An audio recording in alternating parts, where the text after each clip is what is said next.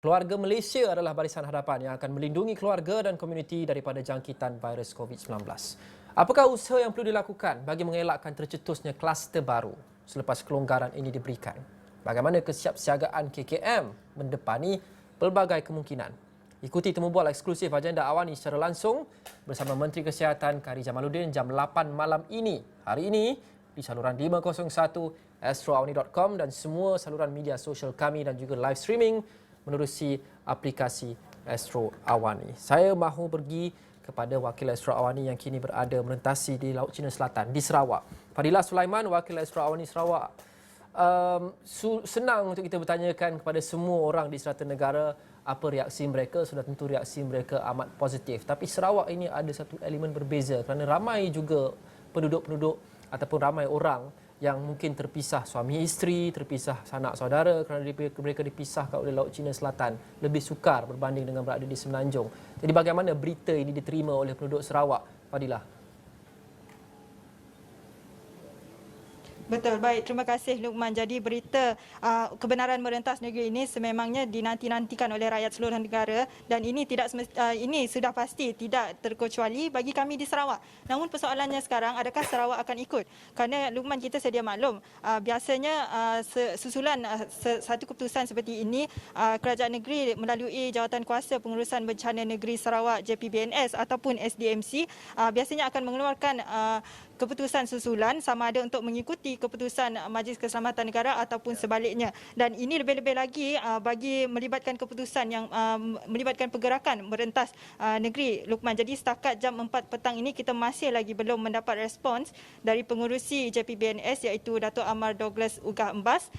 Namun kita menjangkakan keputusan berkaitan kebenaran merentas negeri melibatkan Sarawak ini dalam laporan harian COVID-19 yang akan keluar sekitar jam 5 petang nanti. Tetapi apa yang boleh saya kongsikan setakat ini, Luqman, baru-baru ini kerajaan negeri juga telah melaksanakan beberapa langkah melonggarkan SOP secara tidak langsung, melakukan persiapan untuk menerima untuk Sarawak menerima kedatangan pengunjung memasuki negeri ini, dan ini terutamanya bagi menerima kepulangan rakyat Sarawak yang bekerja, belajar maupun menetap di Semenanjung, di Sabah maupun di Labuan untuk kembali ke Bumi Kenyalang. Dan Luqman, apa yang saya maksudkan di sini adalah keputusan JPBNS untuk tidak lagi menguatkuasakan kuarantin wajib 14 hari bagi semua kemasukan ke dalam negeri ini, yang mana merupakan antara SOP yang ketat dilaksanakan oleh JPBNS sebelum ini. Selain itu, pada 1 Oktober lalu, dengan kebenaran JPBNS juga aktiviti pelancongan rentas daerah dan negeri juga telah dibenarkan seperti yang diumumkan oleh Menteri Pelancongan, Kesenian dan Kebudayaan Negeri Sarawak, Datuk Seri Abdul Karim Rahman Hamzah sebelum ini. Malah Kementerian Pengangkutan Sarawak juga telah meningkatkan kekerapan 4 kali ganda sehari bagi penerbangan keluar dan masuk ke negeri ini melalui lapangan terbang tertentu melibatkan lapangan terbang di Kuching, Miri dan juga Sibu. Dan berbalik kepada keputusan kebenaran merentas negeri ini, kita juga sempat mendapatkan reaksi penduduk Sarawak yang mungkin kita boleh dengarkan sama-sama, Luqman. Macam saya sendiri, anak saya dah 2 tahun lebih tak balik. Jadi kita cuma video call saja, tapi tak sama kalau kita berjumpa depan muka, ya. Dah 2 tahun lebih, memang rindu sangatlah nak peluk anak ni sebenarnya. 2 tahun lebih, bayangkan tak tahu kalau kita dah lama tunggu nak keluar ni, nak keluar. Anak sekarang di Semenanjung, anak Semenanjung, saya di Sarawak dan terlalu rindukan keluarga-keluarga yang lain. Jadi permit ini sangat perlu, tapi bila dah tak ada 40 permit sangat bermanfaat, dan tapi kami akan cuba kalau boleh yang lain tu, kalau boleh mengentas, jaga SOP, jaga diri sendiri ni, jaga diri sendiri. Mask kena pakai, penjarakan kena ikut, tangan kena cuci selalu. Tempat kita berada di luar yang terbuka dan terdedah dengan kena hidup dengan endemik ini, ya. Endemik ni, virus ni ada di mana-mana. Kita tak boleh nak kawal. Jadi kita kawal diri sendiri, kena hati-hati. Dan saya harap semua kena hati-hatilah, diri jaga sendiri, ya. Itu adalah berita yang ditunggu-tunggu kita selamat tu lah, terutamanya Sarawak, kita di Sarawak tu. Kerana bila kita mendapat berita kebenaran mengentas negeri tu, banyak aktiviti yang kita boleh jalankan balik. Sebelum tu tergendala lah. Contohnya personally saya tu selalu travel ke Kuala Lumpur Semenanjung untuk urusan perniagaan dan kerja. Tapi sebabkan larangan mentas negeri itu banyak urusan telah tergendala lah. Jadi saya mengharapkan kebenaran mentas negeri itu akan mengembalikan baliklah peluang-peluang pekerjaan dan aktiviti-aktiviti yang lama tertangguh. Sebenarnya prosedur ya bagus diteruskan.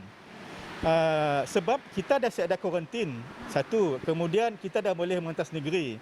Prosedur adalah sebagai satu orang kata peringatan kepada rakyat. Sebenarnya kita masih lagi dalam belum habis lagi kita punya perjuangan dalam menentang COVID tu. Bila ada prosedur dan benda-benda macam ianya akan jadi peringatan kepada kita supaya sentiasa ingat. SOP masih perlu dikekalkan. Kita kena pandai jaga diri. Jadi mesti ada benda-benda SOP macam tu, kita mudah lupa. Jadi benda-benda macam tu perlu ada. Baik, walaupun Kerajaan Persekutuan sudah membuat keputusan untuk membenarkan rentas negeri di seluruh negara bagi Sabah dan Sarawak, ia juga satu keputusan yang perlu dibuat oleh Kerajaan Negeri. Dan di Sabah, Jurucakap Kerajaan Negeri Sabah berkaitan COVID-19, Datuk Masidi Manjun mengatakan bahawa Jawatankuasa Pengurusan COVID Negeri akan mempertimbangkan keputusan ini mengambil kira peratusan penduduk dewasa di Sabah yang divaksinasi lengkap belum sampai 90%, malah jauh lagi sehingga sekitar 65%. Ceritanya di Sarawak adalah lain sikit kerana 89.8 sudah lengkap 2 dos vaksin dewasa.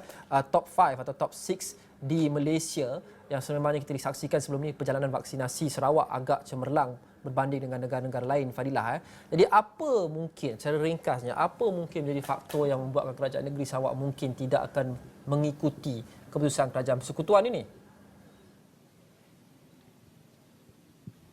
Baik, betul Hakim. Jadi sebelum ini kita memang lihat usaha yang dilakukan oleh kerajaan negeri untuk memastikan rakyat di negeri ini tidak melaporkan kes yang tinggi. Namun kita dapat lihat walaupun dengan kadar vaksinasi yang tinggi seperti dinyatakan oleh Luqman tadi, kita masih lagi merekodkan kes harian yang tertinggi setiap hari, sama ada nombor 1 ataupun nombor 2 berbanding Selangor. Jadi di situ kita dengan adanya varian Delta yang wujud di negeri Sarawak ini, kita masih lagi di dalam langkah berjaga-jaga. Dan di sini kita juga dapat lihat walaupun aktiviti pelancongan sudah dibenarkan, namun SOP yang dikeluarkan oleh kementeriannya masih lagi ketat juga.